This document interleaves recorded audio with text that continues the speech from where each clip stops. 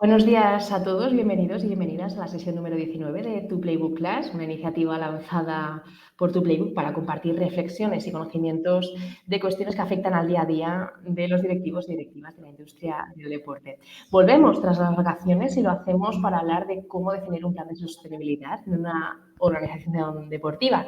Yo soy Patricia López y es un placer acompañaros en esta mesa redonda online en la que buscaremos proporcionar herramientas básicas para crear un plan de sostenibilidad efectivo. Es decir, aprender a identificar los principales desafíos ambientales y sociales del deporte, establecer metas claras y que sean medibles e implementar acciones concretas para reducir la huella ecológica en vuestras organizaciones deportivas, y lo haremos a través de la experiencia de la Fundación Real Betis, del Consejo Superior de Deportes y de Ecoterrae. Arrancamos, no sin antes agradecer a Forever Green, el proyecto de sostenibilidad del Real Betis, de la mano de la que llevamos a cabo estas sesiones webinar.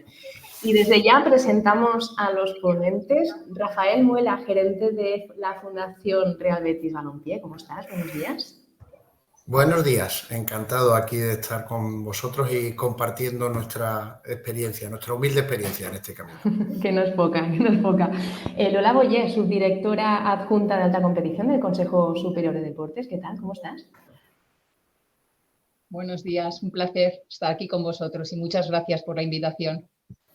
Estamos deseando saber cómo trabajáis, porque en tu caso trabajas de la mano del presidente y el director general del CSD para toda esta cuestión referente a la alta competición, pero la sostenibilidad es uno de los pilares de trabajo del CSD en los últimos años, por lo cual sabemos que tendréis mucho que decir al respecto.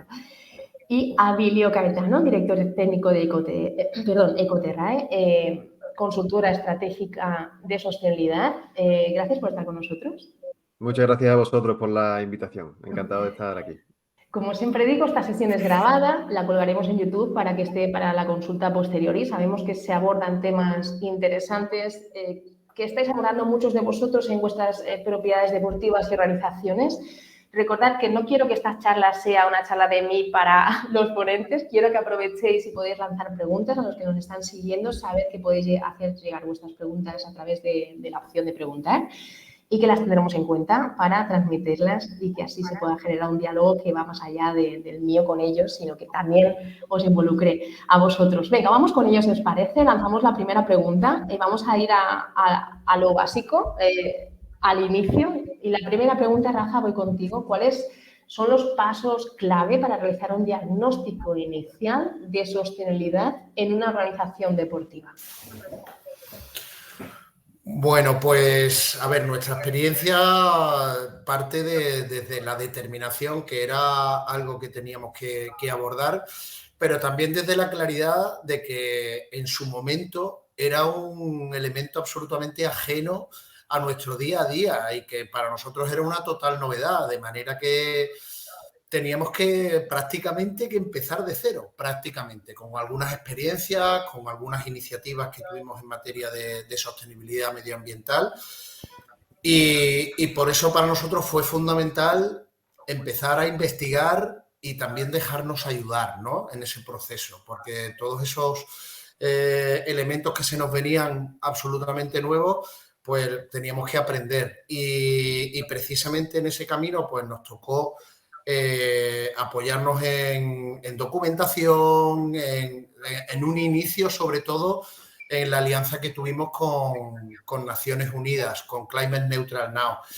Gracias a ese enlace, pues nos empezaron a orientar en cuáles eran los principios básicos en los que nosotros podíamos trabajar como club de fútbol y ahí lo que inmediatamente nos dimos cuenta a la hora de ponernos en marcha es que teníamos que hacer como una especie de línea base, como tú bien dices, un diagnóstico en el cual identificáramos dónde estábamos, esa foto de partida, que en ese sentido a día de hoy hay multitud de herramientas. Es verdad que nosotros quisimos contar precisamente con Ecoterrae para esa foto de partida, que fundamentalmente el elemento era la medición de huella de carbono del club, que incluso hicimos de manera retroactiva para ojalá tener una muestra un poquito mayor que nos permitiera ver esa evolución, donde pudiéramos mejorar y a partir de ahí identificar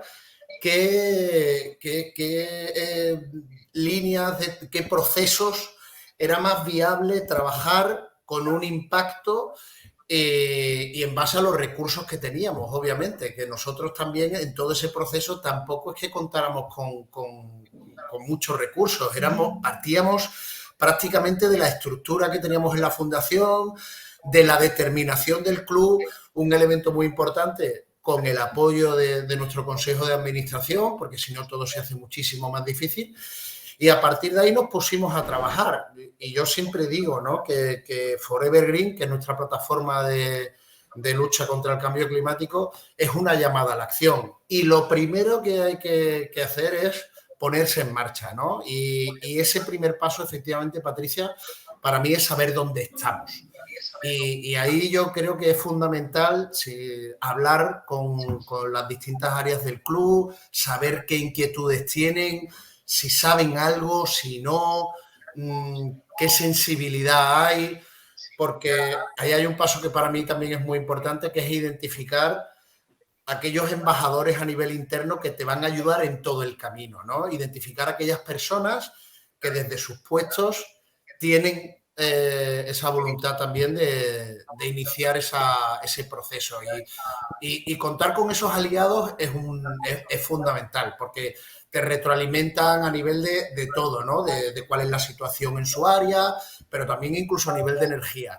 Porque como te veas muy solo, es complejo, ¿no? Entonces, bueno, generar equipo. Yo te diría que también hay otro elemento ahí que es generar equipo, ¿no?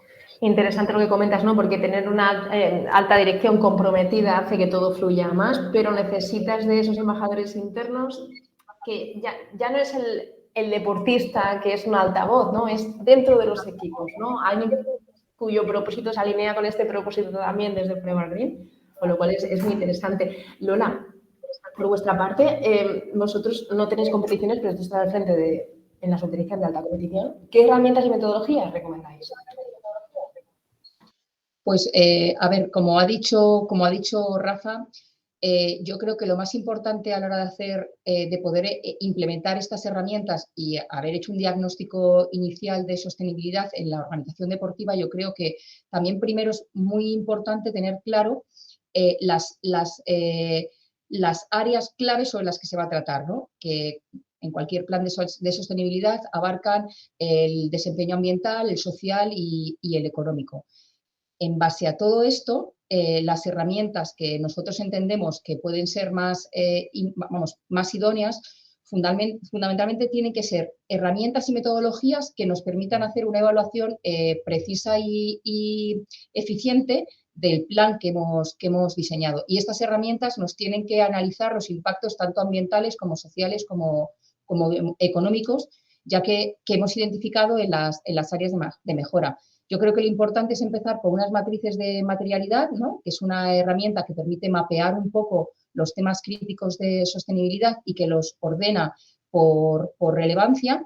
Y aquí es muy importante identificar el tema clave como puede ser la gestión de los residuos en el tema, por ejemplo, ambiental, o en el tema social, pues la inclusión, la equidad de género, cuestiones así. La evaluación de la huella de carbono, bueno, pues seguro que Abilio en Ecoterrae lo controla muchísimo más. Es una herramienta que mide la huella de carbono de la organización, que son las emisiones de CO2 que se están emitiendo, que se están generando por operaciones, como pueden ser en las competiciones deportivas, en los desplazamientos, en los usos de las instalaciones.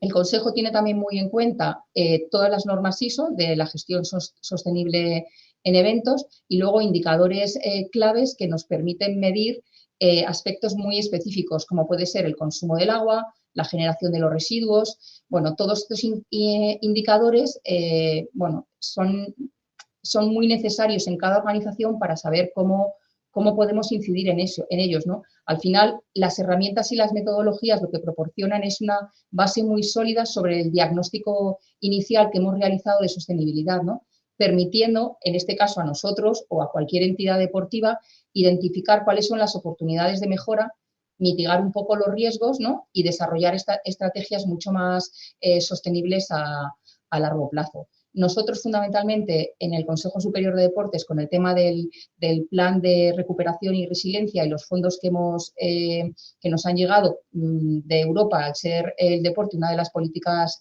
tractoras, fundamentalmente lo hemos basado en una especie de economía circular, ¿no? Del reutilizar, reciclar y la gestión de los riesgos. Y para nosotros las 4 claves eran la sostenibilidad, la digitalización, la eficiencia energética y la accesibilidad. Todo sobre el concepto de renovación, mejora y modernización de las instalaciones que ya tenemos previamente construidas en la instalación, ¿no? Entonces, bueno, es un poco lo que venimos implementando. Sí, buenas pistas, la verdad. No sé, desde Ecoterrae, que vosotros estáis trabajando con organizaciones con el Real Betis, ¿cómo lo veis vosotros? Es decir, ¿cuáles son los pasos clave para realizar ese diagnóstico inicial? Bueno, hay distintos tipos de herramientas. Yo creo que los pasos coherentes y los que han comentado los compañeros son perfectamente aplicables, ¿vale? De hecho, son los que se suelen aplicar en la realidad. Nosotros, por ejemplo, más transversalmente, no únicamente en el sector deportivo, cuando ayudamos a una empresa a desarrollar su plan de sostenibilidad, pues seguimos unos pasos muy claros, ¿no? El primer paso que decía Rafa era en la parte del diagnóstico, ¿no? El análisis gap. Se suele llamar, ¿no? El análisis gap viene por, oye, pues vamos a hacer un análisis de qué es lo que tenemos y qué es lo que no tenemos, ¿vale? Y una vez que ya se tiene claro esa situación de partida, se pasa a lo que ha comentado Lola, que muy bien ha comentado, que es la parte de materialidad. Esa es una de las herramientas fundamentales que hay que tener en cuenta para desarrollar una planificación en todos los sentidos. La materialidad o la sostenibilidad, mejor dicho, los criterios ESG ya no es algo medioambiental o social o de sostenibilidad y tal, es algo corporativo, ¿no? Está totalmente vinculado a la estrategia de la empresa. Por tanto, los puntos clave que tenemos siempre en consideración con nuestros clientes son, en primer lugar, que haya compromiso por parte de dirección. Es absolutamente fundamental. Parece una obviedad, pero no lo es, ¿vale? Tenemos muchos clientes a los que el plan de sostenibilidad que se le ha desarrollado pues no se ha implementado porque simplemente han participado personas o mandos intermedios o menor. Ha sido un trabajo más técnico que estratégico, ¿vale? Y no ha llegado a implementarse porque no se ha tenido en cuenta a las personas que realmente toman las decisiones. Y luego, sobre todo, que se involucren en el proceso de materialidad. Yo la materialidad para mí es que es tan importante que de verdad creo que es necesario dedicar un minutito a esto, porque no solo es la materialidad como se conocía antes de impacto, ¿vale? No hay que tener solo en cuenta de cómo nuestra organización deportiva, nuestra organización en general va a afectar al entorno en términos de ESG, ambiental, social y gobernanza, sino también que es la parte que de verdad ha cambiado el paradigma un poco, es la parte financiera, es decir, de cómo esos temas de sostenibilidad pueden materializar un riesgo para la viabilidad de nuestro negocio, ¿no? Y ahí es donde está la clave. Por un lado, ese plan de sostenibilidad tendrá actuaciones para evitar el impacto, ¿vale? En términos de medio ambiente, como hemos comentado, de huella de carbono, vamos a reducir los gases de efecto invernadero, vamos a reducir los residuos, vamos a tener un impacto positivo en la comunidad o no tener un impacto negativo en la comunidad, pero también es muy importante que ese plan de sostenibilidad tenga en cuenta lo contrario, es decir, acciones para adaptarnos a los riesgos que hayamos identificado, como por ejemplo el cambio climático, ¿vale? O como por ejemplo la contaminación o los riesgos naturales o otros temas sociales como cualquiera de los que ha comentado también Lola, con buen criterio, ¿no? Y bueno, esa sería la experiencia que compartir en esta primera intervención. En todas estas intervenciones habéis comentado la importancia de medir y demás, ¿no? Cuando hablamos con las organizaciones deportivas, algunas son organizaciones muy nuevas, son como startups que están empezando, ¿no? Entonces nos dicen, pero a ver, ¿qué KPIs sí o sí debo tener, ¿no? Y esa es la pregunta que quería transmitiros. Es decir, ¿qué KPIs son los más relevantes para este sector? Rafa, eso. Bueno, pues a ver, yo absolutamente en línea con lo que decía Lola y Abilio. De hecho, vamos, yo muchísimo de lo que he aprendido en materia de sostenibilidad tiene que ver con Ecoterrae, con lo que hemos aprendido en el camino juntos. También llama la atención sobre ese concepto de sostenibilidad, porque es verdad que coloquialmente todo el mundo asocia sostenibilidad a medio ambiente. Y es verdad también que Forever Green es nuestra plataforma de sostenibilidad enfocada fundamentalmente a medio ambiente. Pero como bien han comentado Lola y Abilio, aquí estamos hablando de un concepto más amplio que tiene 3 patas, que es el ESG, el económico, el económico de gobernanza, el social y el medioambiental, y que identifica fundamentalmente riesgos. ¿Qué KPIs tenemos para identificar riesgos que tiene nuestra entidad, nuestra organización, nuestra empresa, nuestro club? Pues uno de ellos es esos procesos y esos indicadores que constan en la medición de nuestra huella de carbono, si nos estamos refiriendo a la materia medioambiental, esos residuos que estamos generando, que ya empiezo a dar tips. En cuanto a los residuos, una de las cuestiones que tenemos como reto las entidades también es saber cómo medir los residuos que generamos. Es complejo porque no tenemos esos sistemas de medición, porque ni siquiera las empresas públicas de limpieza, como en nuestro caso, tienen aún esa metodología, ¿no? Esos procesos para saber qué se genera. Entonces tenemos que innovar en cada una de esas medidas. En una organización pequeña, obviamente, es mucho más fácil hacer una estimación, ¿no? En ese sentido, ¿no?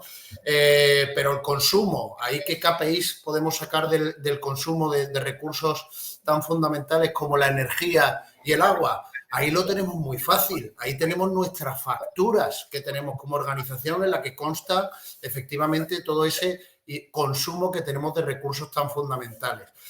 Pero si nos vamos a la materia social, en la que nosotros como fundación tenemos un papel más relevante también y más activo, ahí tenemos que tener rigor. Por suerte teníamos esa cultura de medir de qué manera estamos impactando en nuestro entorno, saber a cuántas personas estamos alcanzando, a cuánta infancia estamos llegando también gracias al trabajo de la Fundación. ¿Por qué? Porque es una de nuestras principales vocaciones, ¿no? A través del deporte llegar a la infancia.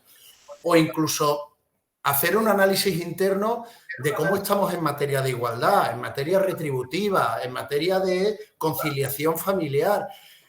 Es una oportunidad estupenda para que las organizaciones y los clubes puedan hacer un análisis de dónde están en situaciones tan cruciales como esa, ¿no? Y por supuesto que eso ya viene un poco de cualquier organización. Hay siempre un control financiero. Hay un control financiero que obviamente tiene su importancia y su sección específica en materia de sostenibilidad y en materia de cumplimiento legal, en materia de compliance. ¿Cómo estamos respecto a el marco normativo? ¿Estamos cumpliendo la ley en todos los aspectos en los que nos toca cumplir? Es, de nuevo, un ejercicio estupendo para auditarse de alguna manera, hacer ese ejercicio de revisar cómo estamos y a partir de ahí identificar esos gaps que decía Abilio. Lola, no sé, desde el Consejo Superior de Deportes, ¿vosotros cómo medís ese progreso hacia esos objetivos de sostenibilidad? ¿Cómo lo hacéis? A ver, yo en esta parte voy a ser casi un poco más teórica porque es cierto que no trabajo directamente con ello y porque al final realmente la experiencia, por lo que nos comentan o por lo que me han comentado los compañeros que sí que trabajan directamente en el plan de sostenibilidad, prácticamente, o sea, es lo que ha venido a decir Rafa. Al final, es importante medir el progreso y para garantizar fundamentalmente que las acciones que estamos implementando pues generen el impacto deseado y que podamos realizar los ajustes necesarios en caso de desviación. Entonces, lo que nosotros hacemos es fundamentalmente establecer un sistema de monitoreo y de evaluación estructurado que permita evaluar el desempeño en los ámbitos en los que se trabaja, que evidentemente es el ambiental fundamentalmente, el social, coincido con Rafa, que cuando hablamos de sostenibilidad siempre se nos viene a la cabeza como el medioambiental, y el económico porque evidentemente va ligado. Es decir, al final la sostenibilidad financiera es súper importante para poder llevar a cabo la implementación del plan. Muchas veces pensamos en planes muy grandes, pero que luego no son financieramente sostenibles y entonces pues no vamos a conseguir los resultados planificados. Sin embargo, en el ámbito social parece que no es sostenibilidad, pero al final, tanto como han dicho Rafa y Abilio, el concienciar, el generar un sentimiento de pertenencia con la entidad deportiva, el poder medir el nivel de satisfacción de los empleados o de los grupos de interés, ya sea a través de encuesta o a través de un contacto mucho más directo. La formación del personal es súper importante para implementar cualquier tipo de plan. La diversidad o la inclusión en el lugar del trabajo, ¿no? El porcentaje de empleados por género, la inclusión, al final son medidas que muchas veces no se tienen en cuenta, pues porque nos centramos mucho más en la parte ambiental de la reducción de las emisiones, en el ahorro del agua. Como dice Rafa, hay cosas que a nosotros se nos pueden escapar un poco, pero hay datos que son métricamente muy medibles, como es el agua, la electricidad, la cantidad de residuos. Bueno, todos esos parámetros sí que los tenemos en cuenta y evidentemente, bueno, pues son los indicadores claves que nosotros medimos. También en el tema social, pues la inversión de programas comunitarios o la inversión en formación. Al final, los empleados y los trabajadores de cualquier entidad se tienen que sentir parte de la entidad deportiva y al final también generar un valor de marca, ¿no? Que también cualquier plan de sostenibilidad genera un valor añadido que a la hora de conseguir sponsor, patrocinios, son mucho más fácil, porque al final la marca, igual que decía, no sé si ha sido Rafa o Abilio, que hablaban un poco de ese actor principal, el tener o deportistas o personas clave en la organización que generan alianzas y transmiten un mensaje, pues en este caso la marca también genera el que podamos conseguir recursos para poder financiar o para hacer mucho más sostenible el plan que queramos implementar. Pero bueno, me he ido un poco. También nosotros lo que también hacemos es monitorear un poco, hacer un monitoreo continuo, recopilar los datos y hacer un seguimiento, ya sea mensual o trimestral, sobre qué se había planteado y qué se está consiguiendo. Sobre todo a través de tecnología, pues con sensores, software de gestión, reporting, incluso las hojas de cálculo, sirven para recopilar de una manera muy continua los datos y ir testando cómo se está desarrollando nuestro plan de sostenibilidad. Lola, no te ha sido más que nada, porque has comentado cosas muy interesantes con el tema de sponsor. Es que como muchos temas. No, para nada. Con el tema de sponsor, Rafa decía que sí con la cabeza, seguramente el Real Betis es uno de los clubes que más lo está contando, de firmar sponsors comprometidos con ese propósito y le está yendo bien en ese sentido, luego hablaremos de ello. Abilio, voy contigo porque hacía referencia Lola y también Rafa al tema del medir, pero ¿durante cuánto tiempo hay que estar recopilando datos para ver el resultado? ¿Hay que fijar objetivos anuales, semestrales? ¿Hay que estar midiendo continuamente, pero revisando esos resultados cada cuánto tiempo? También depende, ¿no? Si estamos hablando de sostenibilidad social, económica o medioambiental, ¿no? Desde la parte medioambiental, vosotros que sois expertos, ¿cómo lo veis esto? Bueno, los objetivos como tal que se deben plantear, que se deberían plantear en un plan de sostenibilidad, en realidad no tienen una periodicidad establecida por un estándar o por una norma o tal. Es más por coherencia, ¿no? Igual que cualquier objetivo estratégico.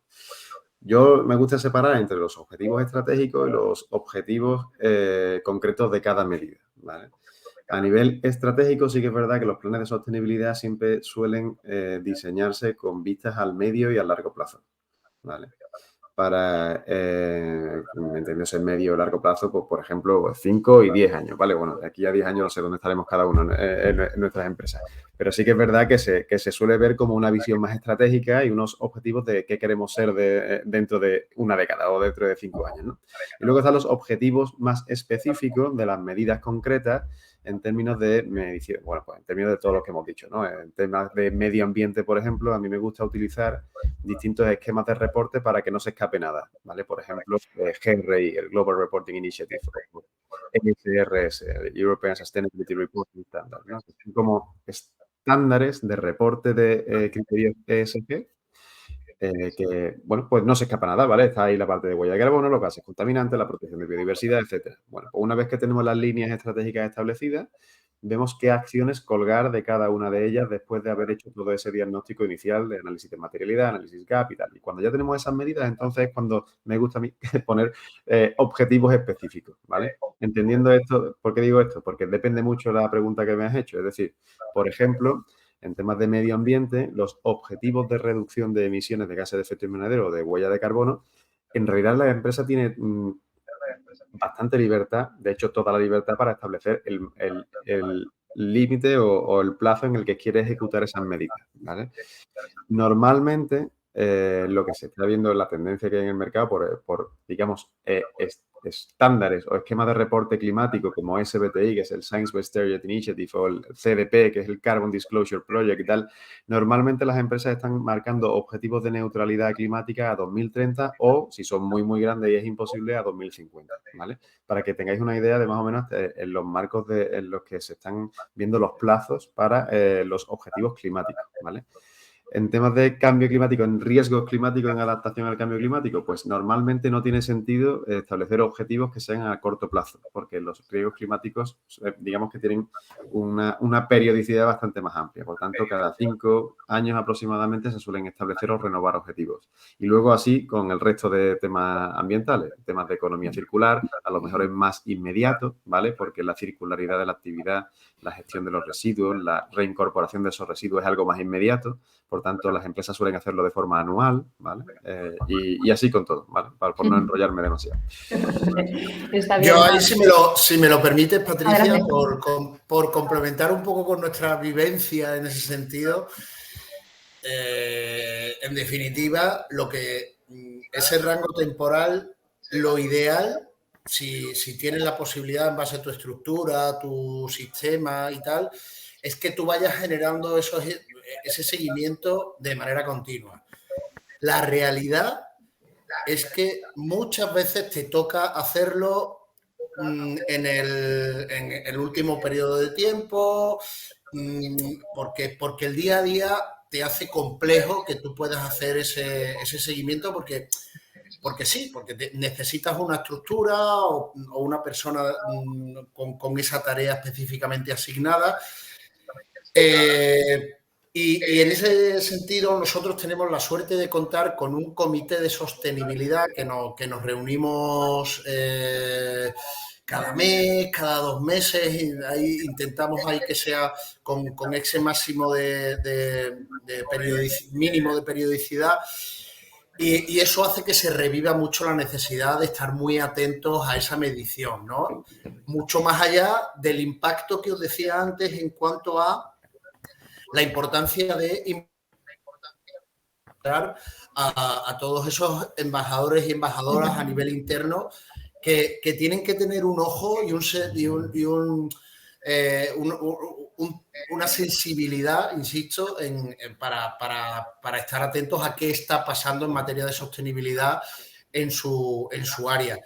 Y esos espacios del Comité de Sostenibilidad, la verdad que son tremendamente ricos para aprender, para continuar con esa medición y bueno, para generar también muchísimas nuevas iniciativas, que eso, insisto, también es crucial, hacer partícipes a los empleados y a la plantilla del club para que la cultura, digamos, de sostenibilidad permee cada vez más, ¿no? Has hecho alusión a un par de cuestiones muy interesantes. Una es qué importante es tener una persona que se encargue de ello para poder hacer ese seguimiento mucho más continuo. Si no, pues oye, contar con un comité en el que nacen ideas y ocurren cosas para que luego bajarlo a la organización. Y has hablado ahora de cultura, y es una pregunta que quiero hacer. ¿Cómo se pueden superar las barreras culturales y organizacionales que pueden obstaculizar la implementación de un plan de sostenibilidad? Justo hablabas de lo contrario ahora mismo, Rafa, ¿no? De que es un comité del que nacen cosas, pero hay que superar una serie de barreras culturales porque como entidad deportiva vuestro propósito es, oye, la parte deportiva. Cuando os dais cuenta de que la parte de sostenibilidad es crucial para el futuro de la entidad, supongo que las cosas se ocurren de otra manera, pero hay barreras. ¿Esto cómo lo habéis trabajado vosotros? Totalmente, Patricia, totalmente. Tengo cantidad de anécdotas, de situaciones que se han dado en los casi 4 años que llevamos desde Forever Green, porque lo he vivido. Esa resistencia al cambio es una cuestión hasta humana. O sea, forma parte de nuestra manera de ser, ¿no? Y están las creencias, incluso en algún momento, pues las distintas tendencias, el negacionismo del cambio climático, sabemos que está ahí, ¿no? Y eso está en el debate de cualquier tipo de organización, ¿no? Es, de nuevo, súper rico generar esas conversaciones. Hay que no tener miedo, yo creo que parte de ese método de generar esa cultura, hay que no tener miedo a conversar y saber que aquí, como en toda la vida, tenemos que aprender a comunicarnos y comunicarnos no es que al acabar uno tenga la razón o la tenga el otro, no, se trata de compartir y de enriquecer esas visiones, ¿no?, que tenemos como personas que vivimos en este mundo. Un elemento también importante en ese sentido, por supuesto, para superar esa cultura, poco a poco ha sido eso, sostenibilidad. Obviamente ya ahí permea, ¿no? Cada compañero después del comité, cuando llega a su sitio, a lo mejor lo comparte con los compañeros, o luego también ser muy claro también en la comunicación interna. Hay determinados procesos que te voy a decir, por ejemplo, recuerdo perfectamente la transición de que cada compañero en su oficina tuviera en su sitio, a quitar las papeleras y que haya espacios concretos en los que hay papeleras para poder segregar los residuos que generamos en nuestro día a día en la oficina. O en el vestuario, que eso también ocurre, ¿no? Que de repente también aprovecho para contar, en nuestro caso, uno de nuestros jugadores fue el que pidió que en el vestuario hubiera papeleras para segregar. En este caso fue Borja Iglesias, que nos lo solicitó porque no estaba en su momento, ¿no? De nuevo, hay la clave de tener aliados en todas las áreas.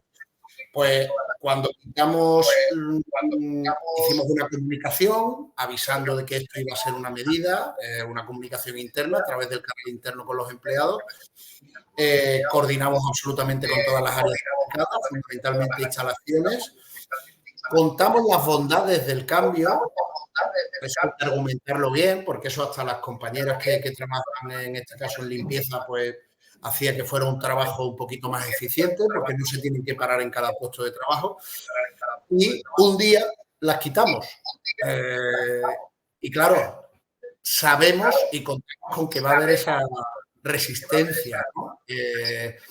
Pero todo pasa. Al final, la gente lo entiende, hay un poquito de ruido en esa transición y poco a poco, con ese ejercicio de comunicación, con ese ejercicio de transparencia, de empatía con todos los compañeros, al final generas el que entiendan la medida y que entiendan que además es positiva y que forma parte de lo que quiero hacer como club al que pertenecemos todos, ¿no? Y si vas generando información y retroalimentación del por qué lo estamos haciendo y qué estamos consiguiendo, consigues que esa cultura florezca. Lola, ¿tú cómo lo ves desde tu perspectiva?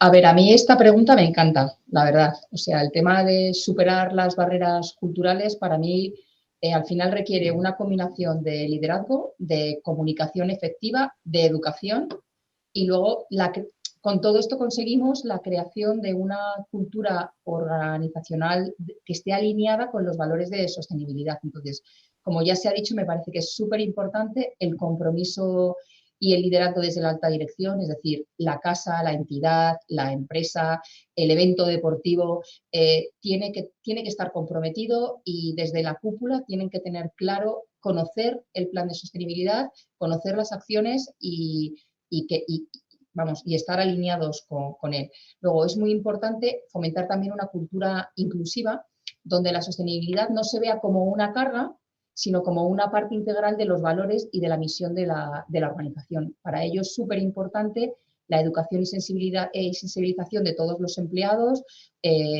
una comunicación clara y continua, una estrategia, como ha dicho Rafa, de comunicación interna efectiva que informe sobre el progreso del plan, sobre los logros, sobre los desafíos, para vencer fundamentalmente lo que ha dicho Rafa, que es un poco la resistencia al cambio, ¿no? O sea, implementar cualquier medida de sostenibilidad al principio cuesta, pues porque pues nos ha pasado en nuestra propia casa, donde echamos los residuos, donde tal, uy, qué pereza tener que llevar las pilas, y poco a poco, al final vamos superando esa resistencia. También es muy importante que los cambios sean de manera gradual y de manera colaborativa, porque así implicas a toda la entidad en su objetivo, ¿no? Y en sus estrategias.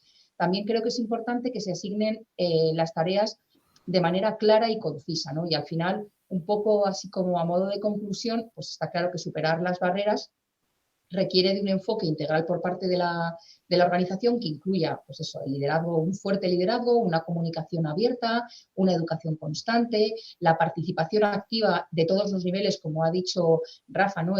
Si hay un comité, si hay, bueno, pues un personal dedicado a esto, pues que se hable mucho, que se comenten por parte de los empleados, por parte de responsables, qué resistencias están encontrando, cómo se pueden mitigar, y al final se trata de que la sostenibilidad no sea percibida como una carga, sino realmente como una oportunidad para innovar y para generar un valor a largo plazo, porque realmente la sostenibilidad genera eso. O sea, como ha dicho Abilio, no, en el corto plazo es muy difícil implementar nada. O sea, esto se mide a medio y largo plazo. Incluso grandes eventos deportivos, cuando quieren implementar un plan de sostenibilidad, no puede ser de hoy para mañana, ¿no?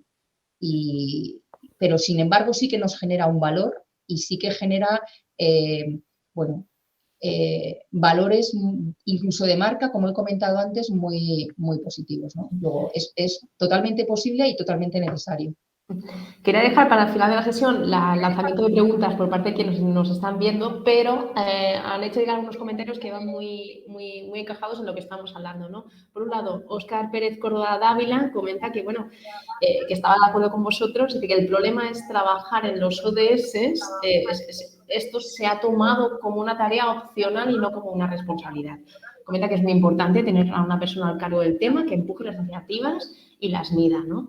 Y luego tenemos una pregunta de Ángela Velasco García, os la hago a continuación, a ver cómo la veis, y en este caso ya directamente iría contigo, ¿vale? A Abilio. Ella pregunta, ¿cómo integrar de manera efectiva la sostenibilidad en una organización, no solo como una obligación normativa y legal, sino como un principio, pues, fundamental, ¿no? Que guíe todas las actividades y decisiones? ¿Cómo hacerlo desde la alta dirección, pero también cómo hacerlo desde los mandos intermedios? ¿Eso lo tengo que responder en un minuto? No, no es broma. Lo que necesites. No, es broma. Es muy complicado, ¿vale? Es decir, de hecho, no quiero que cortemos la sesión sin mencionar que la sostenibilidad no queda en los límites de nuestra organización, ¿vale? Es decir, ese cambio cultural que aprovecho ya y tomo el hilo de lo que ha comentado Lola, es fundamental a nivel interno, pero mucho más a nivel externo, es decir, de toda la cadena de suministro, ¿vale?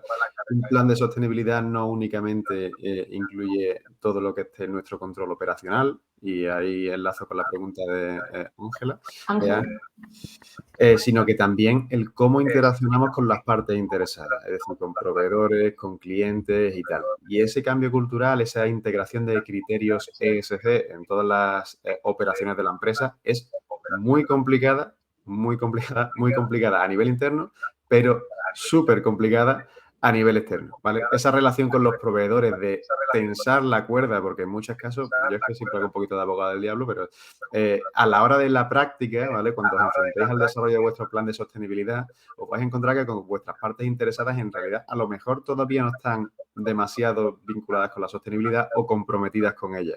Y van a ver que, en este caso, pues, no sé, el Betis, el Consejo Superior de Deporte o cualquier entidad deportiva les está pidiendo cosas para que, digamos, se alineen con la política de sostenibilidad de ellos mismos, ¿no?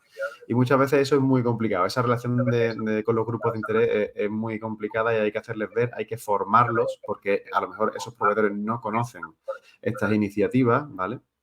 Y esa debida diligencia en la cadena de suministro es fundamental. Gestionar eso, para mí, es que es crítico.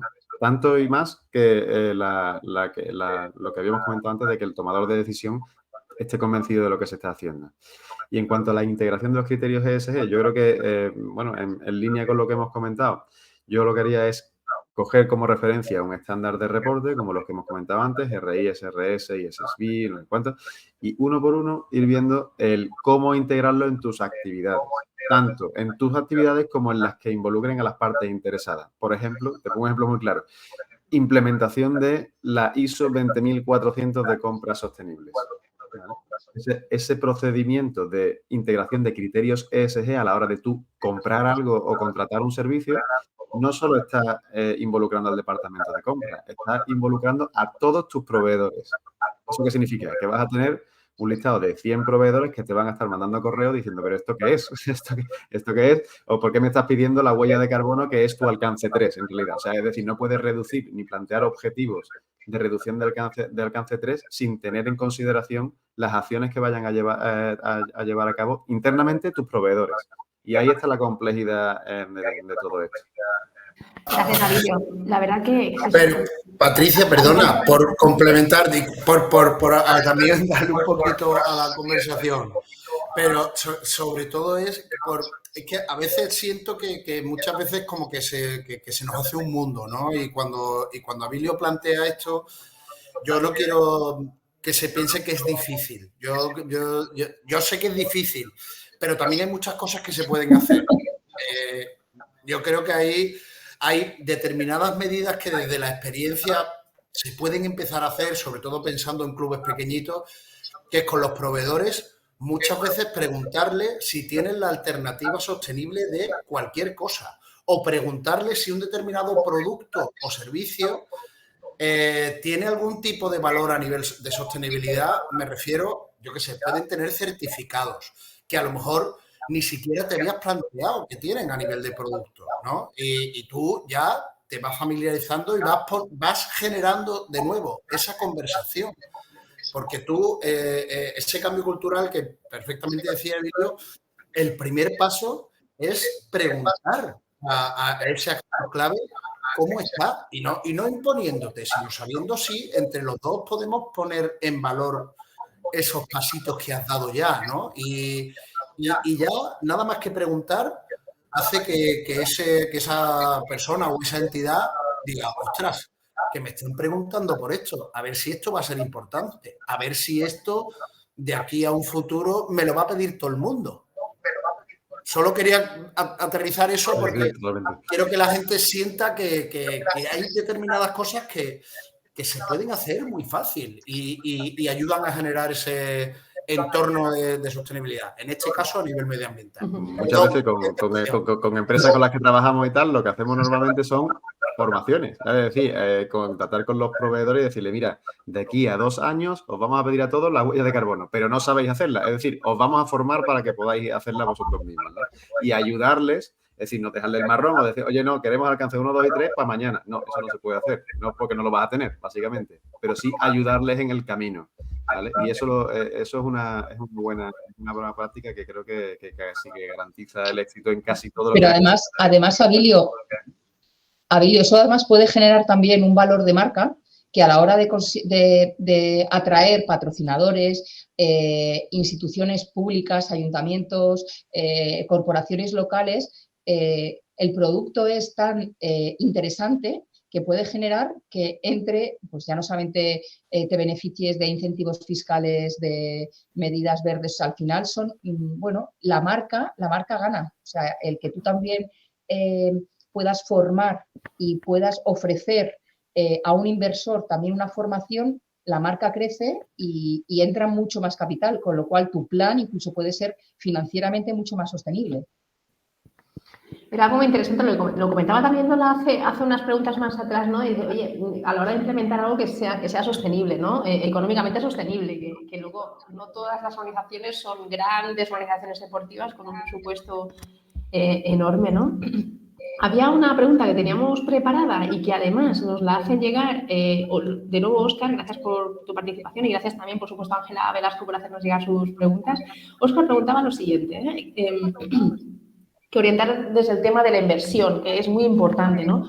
No solo en conceptos, sino también como estado de los resultados. Y decía, en este sentido, no sé si podéis explicar el ROI que se podría obtener al enfocarnos hacia la sostenibilidad. Es decir, cómo pueden las organizaciones deportivas medir el retorno de la inversión ROI y qué ROI pueden tener las acciones. No sé si aquí podéis dar alguna pista, no sé si Abilio, si Rafa o Lola. Dale, Abilio. Yo, por ejemplo, aquí es que me encanta esta parte, porque es que yo entiendo que la sostenibilidad, si no es económica en primer lugar, no hay sostenibilidad ninguna por mi experiencia, ¿no?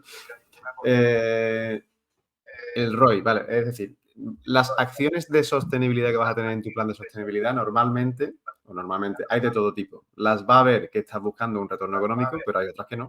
Hay otras que no vas a buscar un retorno económico, sino un impacto en la comunidad, que no es un retorno económico, a lo mejor es un retorno reputacional o un entorno de cumplimiento, ¿vale? En los casos en los que estemos hablando de temas económicos, es fundamental que la empresa y el plan de sostenibilidad esté alineado con lo que se llama, y aquí suelto un palabrejo, taxonomía verde, ¿vale? La taxonomía verde es un sistema de clasificación de actividades que, digamos, para hacerlo súper sencillo en 30 segundos, clasifica esas actividades como sostenibles oficialmente a ojos de la Comisión Europea.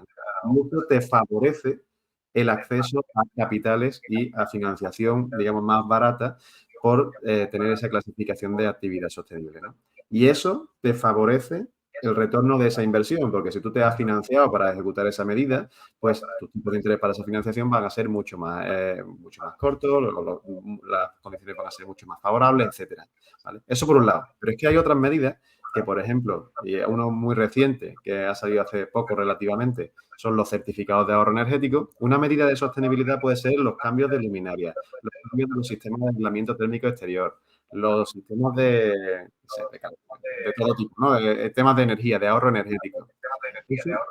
Hay un sistema que se llama los certificados de ahorro energético, que por cada megavatio pues, se generan una serie de certificados que tú se lo puedes vender a los sujetos obligados, que se llaman. Es decir, vas a ganar dinero extra y vas a acortar el periodo de retorno de tu inversión de ahorro energético. Súper interesante, ¿vale? Esos fondos, bueno, si queréis, pues en otro momento profundizamos un poco más, pero era un ejemplo de cómo se pueden acortar los periodos de retorno de esa inversión. O, por ejemplo, con reducción de gases de efecto invernadero en el sector difuso, a través de sustituciones de flota, a través de sustituciones de calderas de gasolina por biomasa, a través de un montón de historias, ¿vale? Que se pueden generar créditos de carbono. Esos créditos de carbono después llegan a poder venderse en un mercado voluntario, en un mercado libre, en lo que las empresas que quieren compensar su huella de carbono te compran a ti esos créditos de carbono que tú has generado con tus medidas de ahorro de emisiones. Por tanto, también estás acortando el periodo de retorno de esa inversión que has hecho para reducir esas emisiones. No sé si he respondido, me he ido un poco por las ramas, pero creo que eran ejemplos prácticos que creo que... Rafa, no sé, desde vuestro club, bueno, tú estás en la Fundación Reality Balompié, pero bueno, al final el club es el que es. No sé si vosotros el tema del ROI, o sea, no sé si puedes dar pistas de alguna acción que haya tenido un ROI determinado que puedas comunicar o si no, algún ejemplo, ¿eh? De algo que os haya funcionado súper bien. Bueno, pues cambiando un poco de tercio de Forever Green a la parte social y más con Gorro Fundación, por ejemplo, llamo la atención sobre el enorme impacto que tienen los medios, uno de nuestros proyectos sociales, que es muy sencillo, pero ya llevamos 4 años haciéndolo también, igual que Forever Green, y que es el fichaje estrella.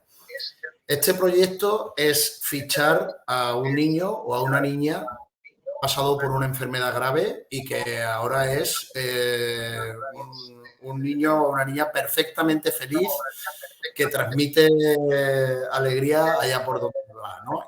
Y con eso cumplimos con varios objetivos. El primero y fundamental, mandar un mensaje de esperanza a todas esas familias y a todos esos niños que están en una situación como esa. Pero también nos vinculamos con el sector sanitario porque agradecemos y ponemos en valor todo ese trabajo que ha hecho que ese niño pues, esté disfrutando de la vida en familia y con sus compañeros de colegio.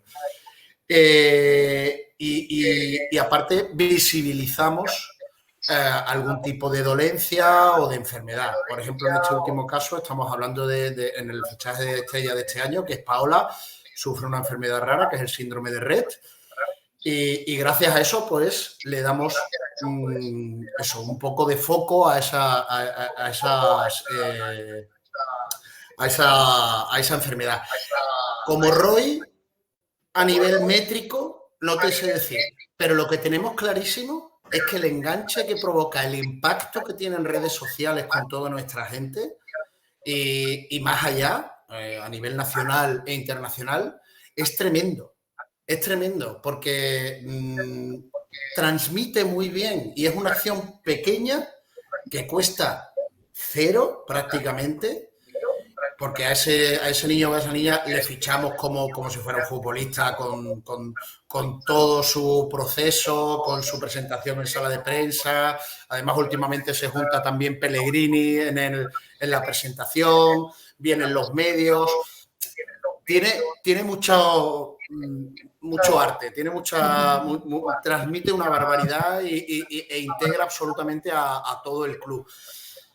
El ROI que tiene eso, como valor organizacional, como vínculo con la sociedad y con los problemas de la gente, yo creo que sobre todo se mide a través de, como indicador, te diría, las reacciones en redes sociales y la atención de los medios de comunicación, pero también eso que es muy difícil de medir, que también se puede hacer, que es el enganche de la gente, ese engagement de tu gente y de incluso de la gente que no es el fútbol.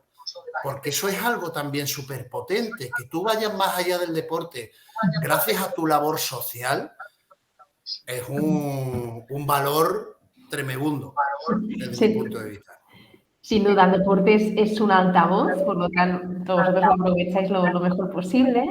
Quería ir de un altavoz más quizá local, aunque con impacto en todo el país, a uno muy internacional, como son los Juegos Olímpicos, considerados los más sostenibles de la historia.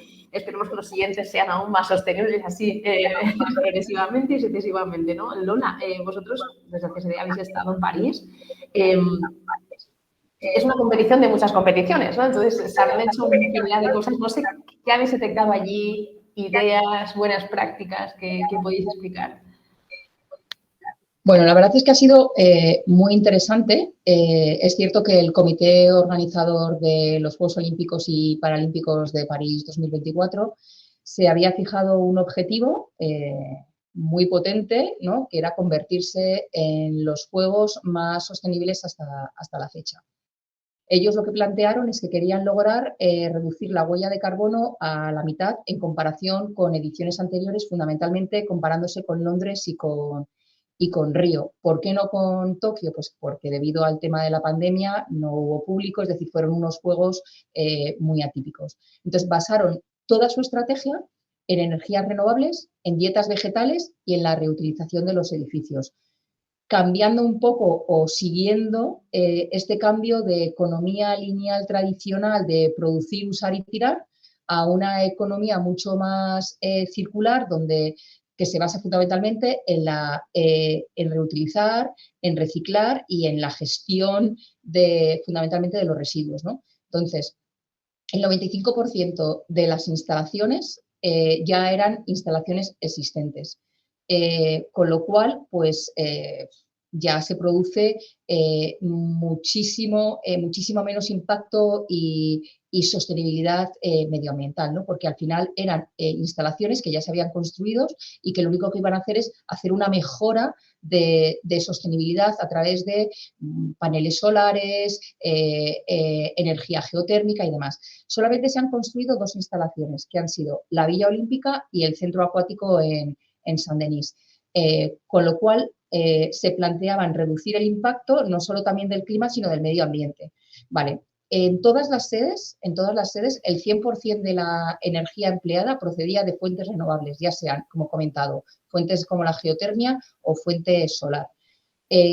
Por ejemplo, el centro acuático se ha construido, por ejemplo, con un techo cóncavo, que lo que hace es que es más fácil calentarlo, mantener el calor y disipar la humedad.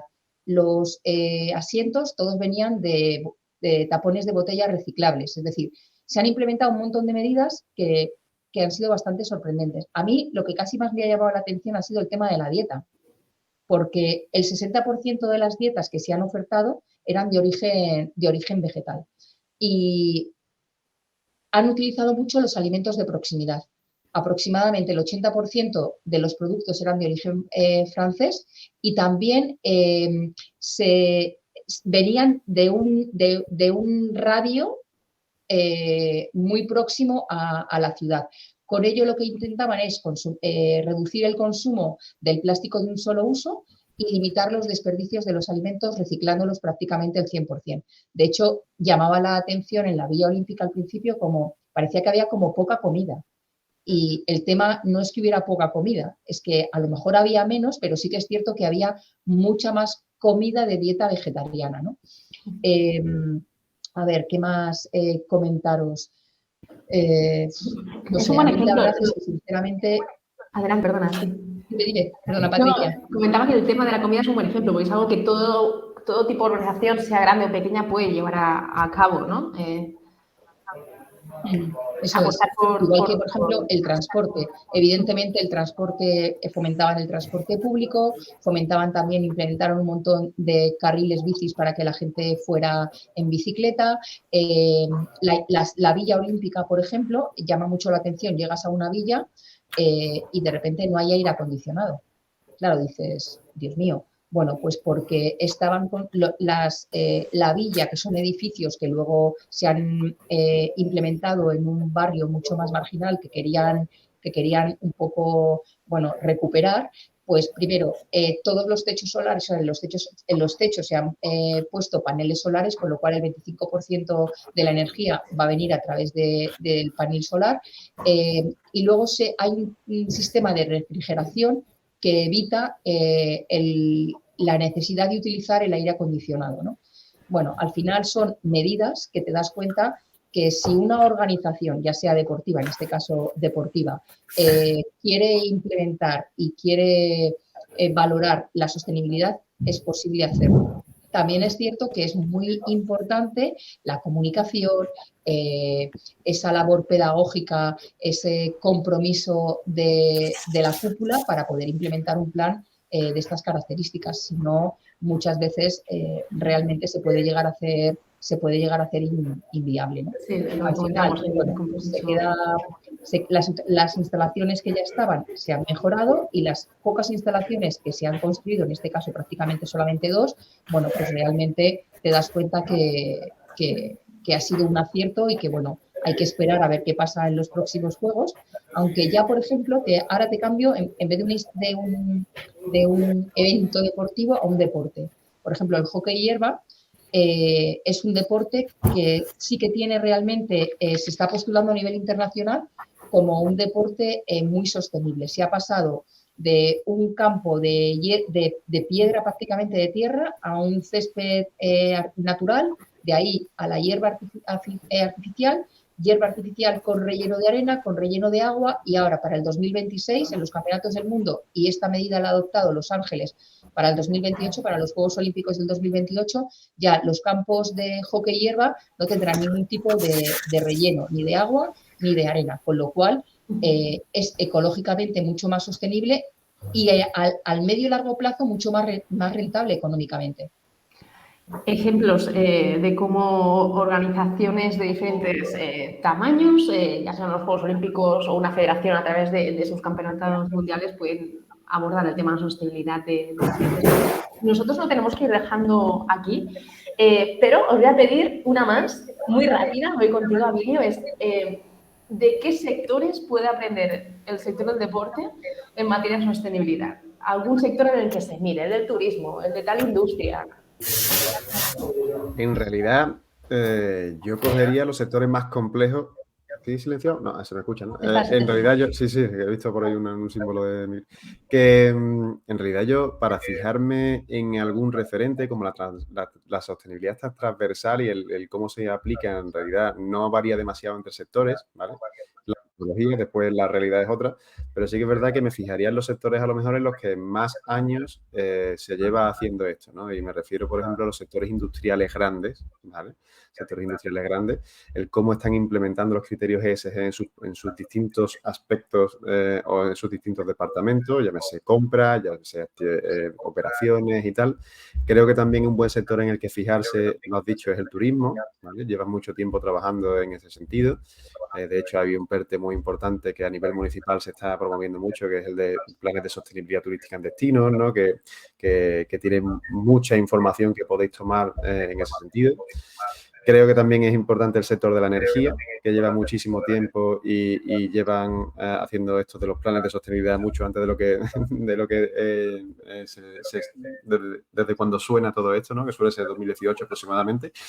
Y creo que con esos dos tenéis recursos de sobra, ¿vale? De todas formas, lo que recomiendo es que bicheéis las metodologías que os he dicho, a nivel general, GRI, ESRS, y ISSB, que son los esquemas de reporte más reconocidos internacionalmente.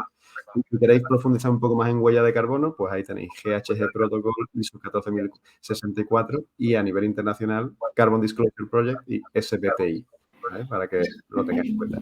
Ahí quedan los tips de Abilio. Rafa, no sé si quieres hacer alguna aportación más. Lola, ¿en qué sectores creéis que hay que mirarse o en cuáles los miráis?